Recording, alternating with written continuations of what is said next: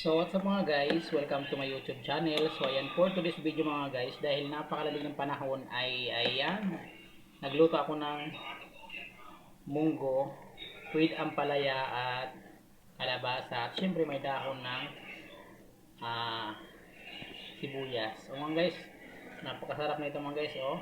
So baka magtataka kayo dahil maraming sabaw.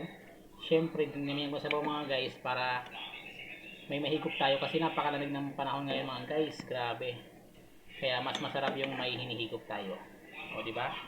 Kaya shoutout nga pala sa mga kapwa ko Pilipino na kumakain ng ganitong gulay. O. Shoutout na rin sa mga idol sa salamat sa pag-watching mo. Let's go. Gulay yan, gulay. Huwag natin kalimutan mag-subscribe kay Visayan Dax TV. And syempre, thank you for watching.